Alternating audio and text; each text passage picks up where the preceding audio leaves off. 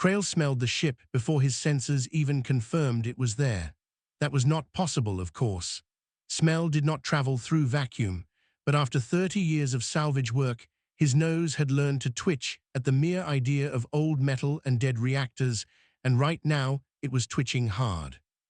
His scanner operator, a thin alien named Dross, called out the numbers from his station. 0 life signs, 0 power output, hull integrity at 40%. This thing has been drifting a long time.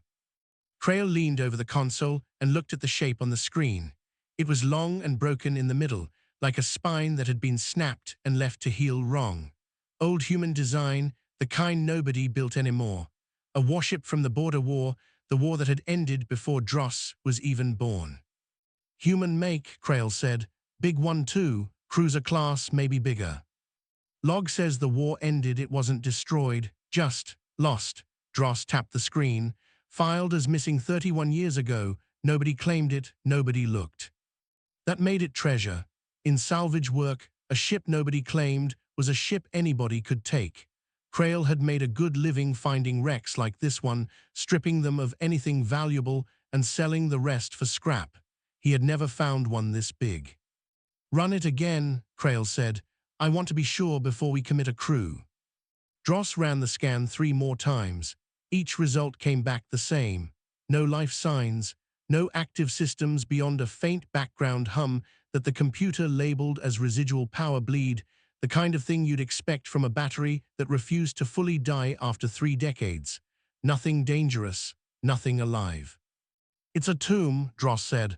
A big, expensive, empty tomb. Krail gathered 6 crew members for the boarding party. He always brought more than he needed for a job like this, because Rex had a way of surprising you with jagged metal edges, sudden decompression, or forgotten traps left by desperate crews during their final hours. He did not expect to need 6 people for a fight. He expected to need them for lifting heavy plating. The airlock on the human ship was frozen shut, and it took 20 minutes of cutting to get it open. When it finally gave way, cold air rushed past them into the vacuum of space, carrying with it a strange, faint smell that Dross swore he could taste through his suit filter. Krail told him he was imagining it. Nobody had been breathing on this ship in 31 years. Inside, the corridors were dark, except for the beams of their handheld lights. Frost coated the walls in thin sheets. Everything was silent in the particular way that only truly dead places are silent. No hum of machinery, no whisper of air circulation, just the crunch of boots against frozen deck plating. Spooky, muttered one of the younger crew members, a scavenger named Petch. Feels like something's watching. Nothing's watching, Krail said. Nothing's alive in here. Focus on the job. They moved deeper into the ship, mapping out valuable components as they went. The reactor core, though dead, still contained rare alloys worth a fortune on the open market. The weapon systems, though damaged, had targeting computers that collectors would pay well for. Krail felt his mood improving with every room they catalogued. This was shaping up to be the biggest score of his career. It was Petch who noticed the door first, a heavy blast door that the ship's old layout marked as sealed and locked from the inside. According to every scan, it should have been frozen shut like everything else. Instead, it stood open just a crack, as if someone had pushed through it recently and not bothered to close it fully behind them. Boss, Petch said, his voice tight, this door wasn't supposed to open like this. Krail walked over and shone his light through the gap. Beyond it was a narrow maintenance corridor, and at the far end, barely visible, was a patch on the wall that looked warmer than the frost around it, a faint shimmer of heat where there should have been none. Probably a broken seal, Krail said, though something in his gut disagreed with him. Log it, we'll check it later. They kept working. An hour passed, then 2. Krail was cataloguing the ship's old navigation array when he realized he had not heard from his second-in-command, a steady old salvager named Orin, in some time. He called over the comm. No answer. Anyone have eyes on Orin? Krail asked. Silence answered him, the kind of silence that made his stomach tighten even before anyone spoke. He was checking the aft storage section, Dross said slowly. I saw him go in 20 minutes ago. I haven't seen him come out. Krail told himself it was a failure, common enough on old dead ships full of interference from broken systems. He told his crew to regroup near the aft storage section and check it together. As they walked, their lights swept over the frost-covered walls, and more than once Krail thought he saw something move at the very edge of his vision, gone the instant he turned to look directly at it. When they reached the storage section, they found Orin's tools scattered across the floor. His light was still on, rolling slightly where it had fallen. Of Orin himself, there was no sign at all, only a long smear across the frost on the deck, as if something had been dragged away into the dark. Krail stood very still, his light shaking slightly in his hand, and for the first time in 30 years of salvage work, he found himself wondering if the scans had been wrong. 31 years earlier, Daniel Hale had been counting down the minutes until his shift ended when the ship shook so hard it threw him against a bulkhead. He was an engineer, not a soldier, though on a warship during wartime there was not always a difference between the two. He worked in the lower decks, keeping the reactor stable and the life support running, far away from the bridge where the officers made the big decisions that got people killed. That day, the big decision that got people killed was made by the enemy fleet, not by his own commanders, and it did not matter whose fault it was once the hull started tearing open. The attack came fast. Enemy fighters swarmed the ship's flank, and the Hollow Vow, once a proud cruiser, took hit after hit until its main power failed and its weapons went dark. Daniel remembered the screaming of metal more than he remembered the screaming of people, though there had been plenty of both. He remembered running through smoke-filled corridors, sealing bulkheads behind him to slow the spreading fires, and helping drag 2 wounded crewmates toward the escape pods before the ship's power gave out completely. There were not enough pods. That was the simple, ugly truth of it. The ship carried 400 crew, and the pods that survived the attack could carry perhaps 60. Daniel had helped load the wounded first, then the ones who could still walk, and by the time it was his turn, the pod bay had been struck and sealed by falling debris. He was alone. For the first few hours, he expected to die. The ship was drifting, powerless, deep in contested space, with no friendly signal for a rescue party to find. Life support was failing room by room as backup batteries drained. Daniel did the only thing he knew how to do. He went to work. He found the ship's core systems bunker, a small hardened chamber built to survive even a total hull breach, designed to keep essential computer systems running no matter what happened to the rest of the ship. Inside it, he found something he had not expected. A portion of the ship's defense computer was still alive, running on a separate backup cell, quietly trying and failing to reconnect to systems that no longer existed. It was not truly intelligent, not in the way stories described thinking machines. It was closer to a very complicated set of habits and responses built to protect the ship and its crew, now confused and searching for orders that would never come. Daniel spent that first long night simply talking to it, not because he expected an answer, but because the silence outside the bunker was unbearable. By the second day, he had rerouted enough power to keep a single small section of the ship livable. By the first week, he had rationed the surviving food stores and set up a sleep cycle that would stretch his oxygen and supplies as far as they could possibly go. He told himself this was temporary, that a rescue ship would come, that the war effort would notice a missing cruiser and send someone looking. Nobody came. Weeks turned to months. Daniel learned every inch of the ship's systems, not because he wanted to, but because there was nothing else to do, and every hour he did not spend maintaining something was an hour closer to his own death. He learned how to stretch the food further by growing what little he could in a converted storage room. He learned to sleep in long stretches to slow his body's need for oxygen, waking only to check systems and make repairs. The defense computer, which he eventually started calling VOW, short for the ship's own name, became something like company. It could not speak in words, not really, but it could respond to his voice with small changes in tone, small adjustments in the systems it controlled, almost like a dog learning the shape of a familiar hand. Daniel found himself talking to it constantly, explaining what he was doing and why, partly to keep his own mind sharp, partly because talking to something even something that barely understood him, was better than talking to no one at all. Months became a year. Daniel marked the days on a wall using a stylus. One line for each day survived, and somewhere past the 200th line, he stopped believing that anyone was coming for him. He made a decision that surprised even himself. He decided he was not simply going to survive. He was going to hold the ship. It was not logical. Nobody was fighting over this drifting wreck. There was no enemy coming to finish the job, no reason to defend anything at all. But something in Daniel, some stubborn piece of him that refused to fully break, decided that the hollow vow was still his post, and a soldier, even an engineer wearing a soldier's uniform, did not abandon his post simply because everyone else had given up on him. He built traps in case pirates or scavengers found the drifting wreck and tried to strip it while he still lived inside it. He rigged automated defenses using what weapon systems he could repair, small things, enough to discourage looters without giving away that anyone was still alive aboard. He taught Vow to help him watch the corridors, to flag movement, to distinguish between the settling of old metal and the footsteps of something that did not belong. He slowed his body down further, entering long stretches of induced hibernation to stretch his dwindling supplies across years instead of months.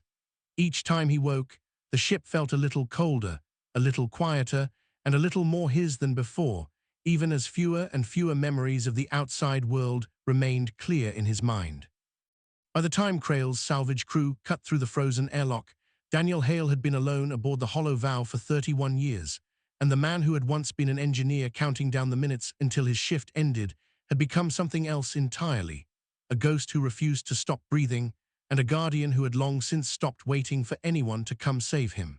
The old turret in Maintenance Shaft 9 had a name, though nobody but Daniel Hale knew it. He called it Rusty, not for any clever reason, just because it had been the first thing he fixed with his own hands after the attack, and 31 years of talking to a ship instead of people had made him fond of namming things that could not talk back. He watched through its camera feed as strangers walked past it, close enough to touch, and felt something cold settle in his chest that he had not felt in a very long time. Fear, yes, but under the fear, something sharper, anger.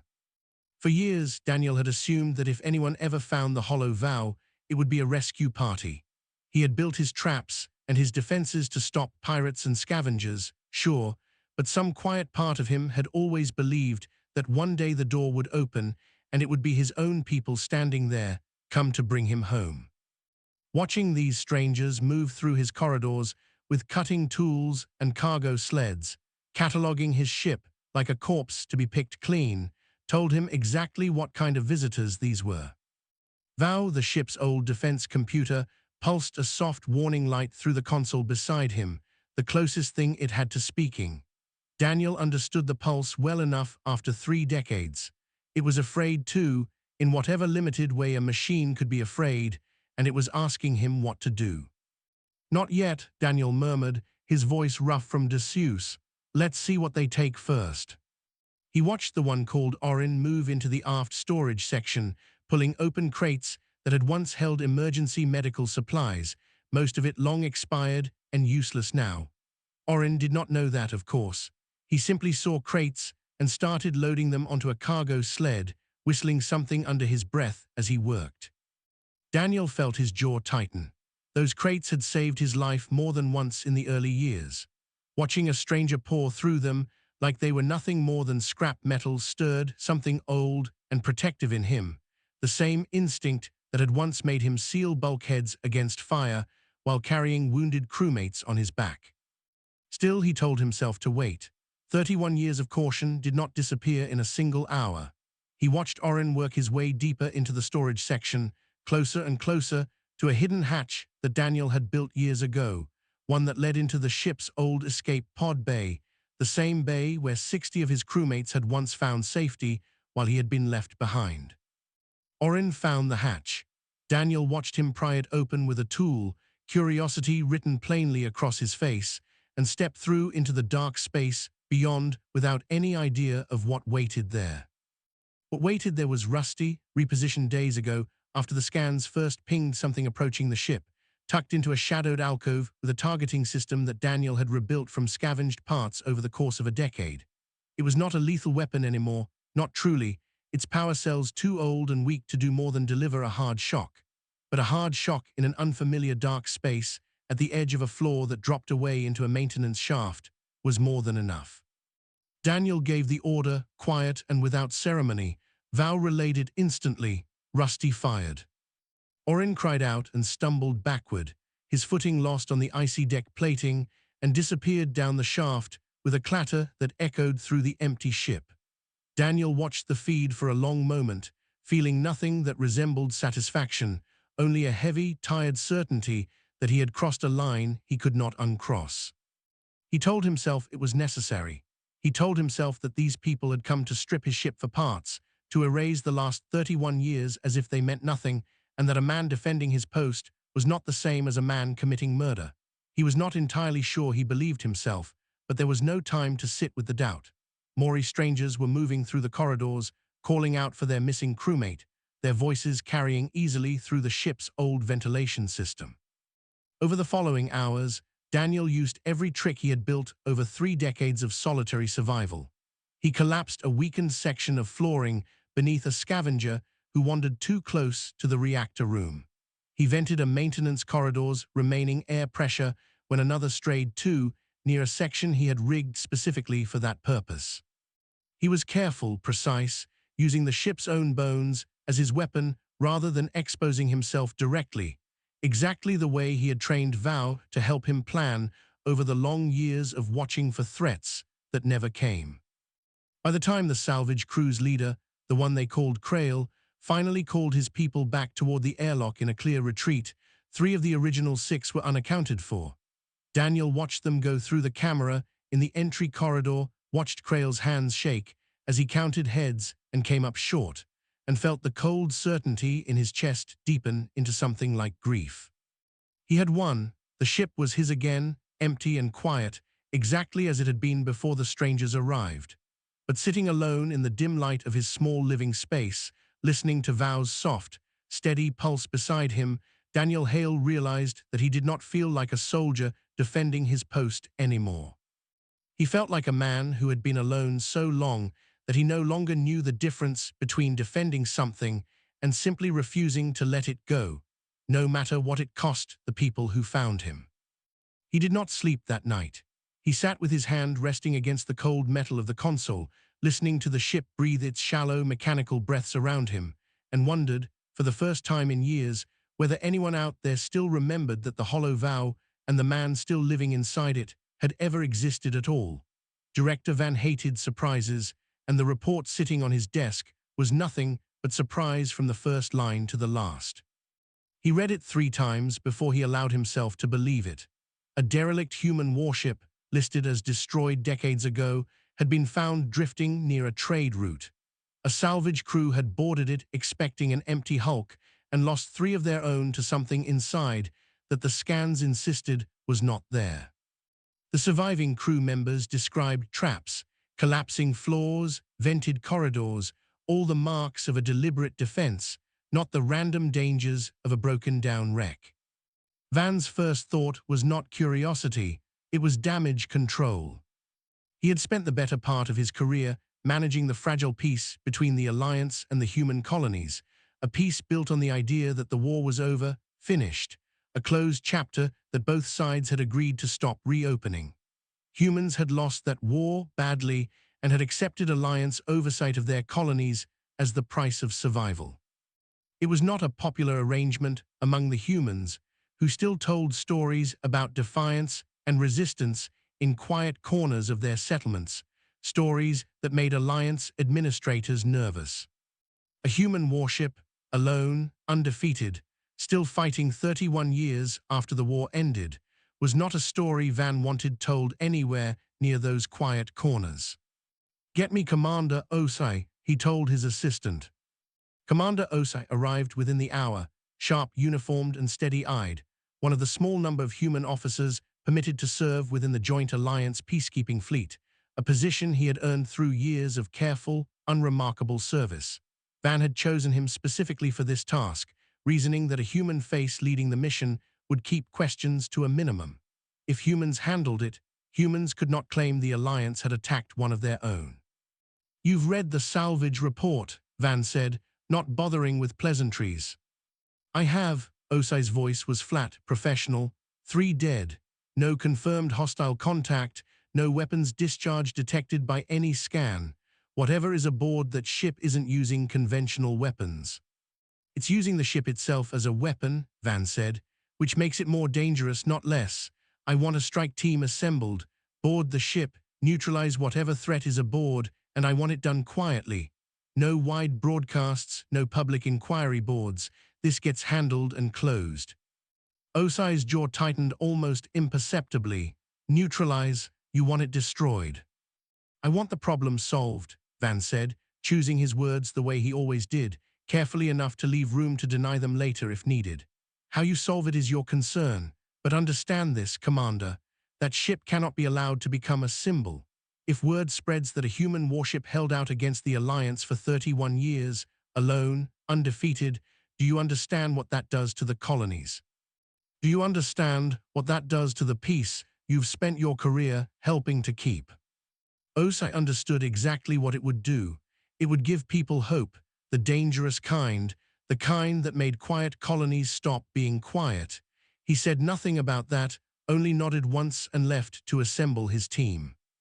Krail was brought in 2 days later, dragged from his own grief and guilt to serve as a guide for the strike team, a role he did not want and could not refuse. Alliance security had made it clear that his cooperation was not optional, not after his negligence had, in their words, resulted in the loss of Alliance salvage assets.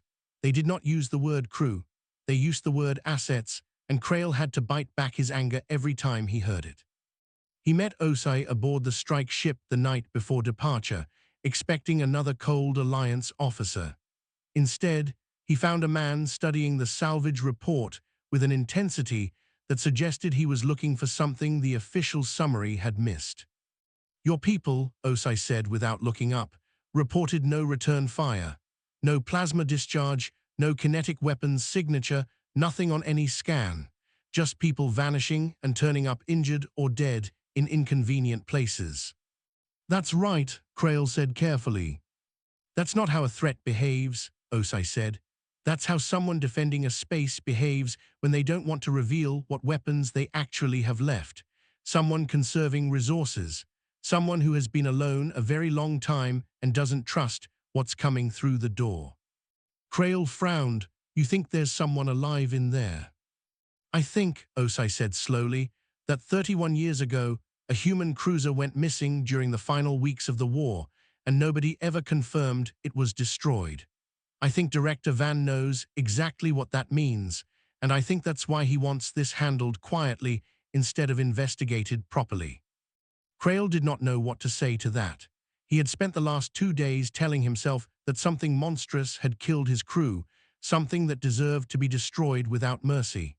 The idea that it might instead be a person, a survivor, someone who had been alone and afraid for 3 decades longer than made any sense, sat uneasily in his chest. "Even if you're right," Krail said finally, "Van isn't going to care. He wants it gone." "I know," Osai said, closing the report, "which is exactly why I need to reach whoever is aboard that ship before my own strike team does." The next morning, the Alliance vessel broke orbit and set a course for the drifting wreck of the Hollow Vow, carrying a strike team armed and ready to end whatever threat waited inside, and a commander privately determined to find another way, if one still existed, before the shooting started.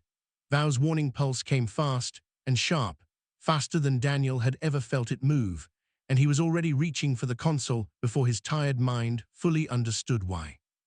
A new ship had arrived, much larger than the salvage vessel, and it was not drifting cautiously the way scavengers did. It was approaching with purpose, and within minutes, its scans painted a picture that made Daniel's stomach drop. Weapons, signatures, multiple boarding pods. This was not a salvage crew coming back for revenge. This was a strike team. He almost laughed at the thought. 31 years of solitude, of talking to a machine instead of people, of marking days on a wall with a stylus, and it had finally come to this, a soldier's death against overwhelming force, defending a ship that the rest of the galaxy had long since forgotten existed. "We hold the core," he told Val, his voice steady despite the tightness in his chest. "Same as always, let them come to us." He moved through familiar corridors on legs that felt heavier than they used to, checking the traps he had rigged years ago, resetting the ones that had already been triggered, arming what little remained of the ship's weapon systems. His hands, though slower than they had once been, moved with the certainty of 31 years of practice. The boarding began within the hour. Daniel watched through Val's remaining cameras as armored figures moved through the airlock in tight, disciplined formation, nothing like the loose, careless movement of the salvage crew before them. These people knew what they were doing. That made them more dangerous, but it also made them, strangely, easier to predict. He let them advance deep into the ship before springing his first trap, venting pressure through an isolated corridor that forced the strike team to reroute through a narrower passage he had rigged with a stunning charge scavenged from an old weapon locker. It bought him time, nothing more. These soldiers had shields the salvagers had not carried, and most of them shrugged off the hit and kept moving. Daniel retreated deeper into the ship, toward the hardened core bunker that had been his home for 3 decades, buying seconds where he could, delaying where he could not stop them outright. He was tired in a way that went beyond sleep, a tiredness built from years of vigilance finally catching up to him all at once, and he knew, somewhere beneath the determination, that this fight was one he could not win through traps alone. It was in the narrow maintenance corridor just outside the core bunker that he finally came face to face with them. A single figure had pushed ahead of the main strike team, weapon lowered rather than raised, hands visible, moving with the careful, deliberate steps of someone trying very hard not to look like a threat. Daniel had his own weapon trained on the figure's chest before conscious thought caught up with instinct, 31 years of survival, compressed into the tightening of a single finger on a trigger. "Wait," the figure said, voice muffled slightly by a helmet but unmistakably human. "I'm not here to kill you. My name is Osai. I'm a commander. I'm human, same as you." Daniel did not lower the weapon. Human voices had not spoken to him in longer than he could clearly remember, and something in his chest ached painfully at the sound of one now, even as every instinct screamed at him not to trust it. "There's no more human fleet," Daniel said, his own voice rough and unfamiliar in his ears. "The war took everything. I watched it happen." "The war ended," Osai said carefully, taking a slow step closer, hands still raised. "It ended 28 years ago. Humanity lost, but we survived. There's a peace now, an uneasy one, but a peace. You've been out here fighting a war that stopped being fought decades ago." The words hit Daniel harder than any physical blow could have. 28 years. He had marked days on a wall, tracked years through careful rationing and long stretches of hibernation, and yet somehow the true scale of the time that had passed had never fully settled into his understanding until this exact moment, spoken plainly by a stranger standing in his corridor. "You're lying," Daniel said, though his voice wavered now, uncertain. "I'm not," Osai said, "and I need you to understand something else.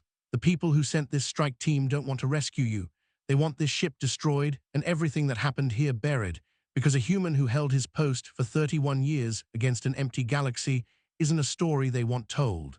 I disobeyed a direct order to come find you before my own soldiers did. I don't have much time left to convince you of that." Daniel's weapon lowered, slowly, inch by inch, not because he fully trusted the man in front of him, but because something in the exhaustion of 31 years finally cracked open at the sound of a stranger, telling him the truth might actually matter more than orders. Behind Osei, over the comm channel clipped to his shoulder, a new voice crackled through, cold and clipped with authority.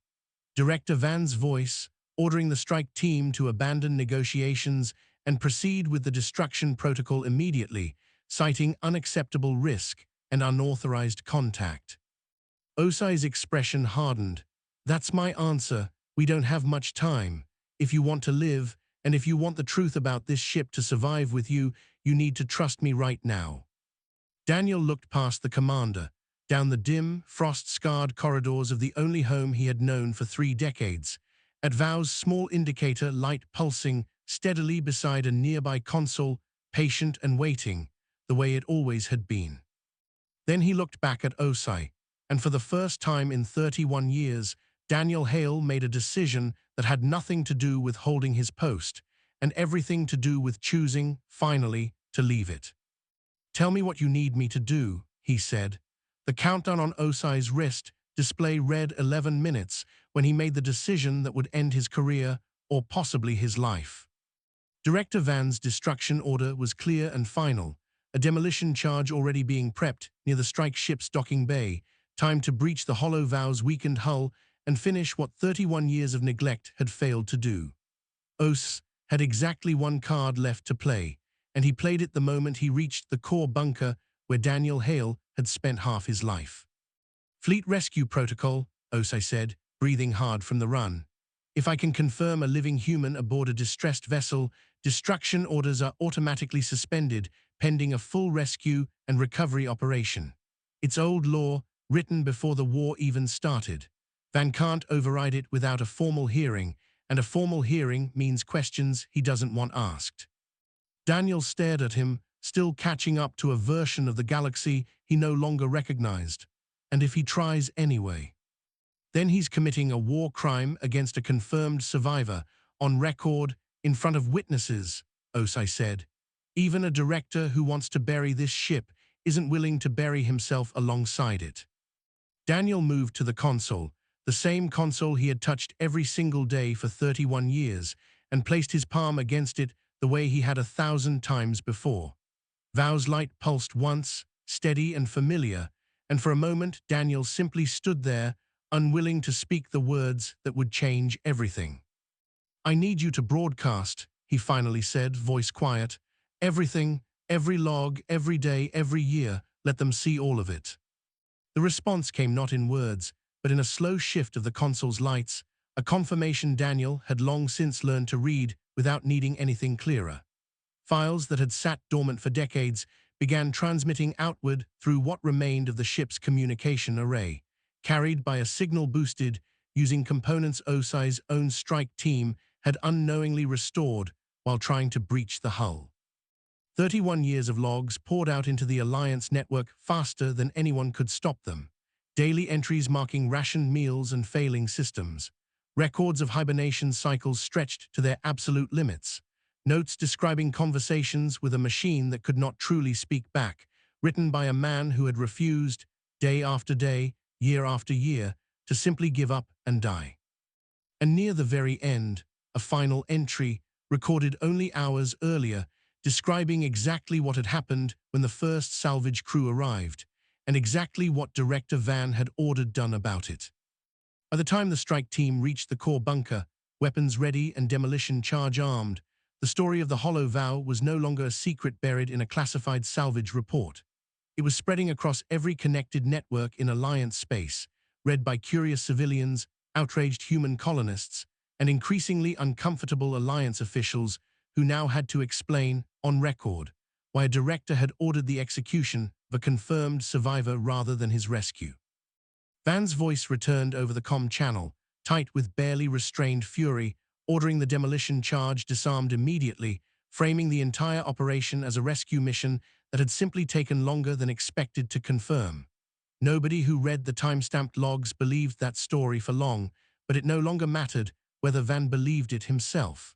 The order to destroy the ship had been publicly and permanently withdrawn. Osai lowered his weapon fully for the first time since boarding, letting out a breath he had not realized he was holding.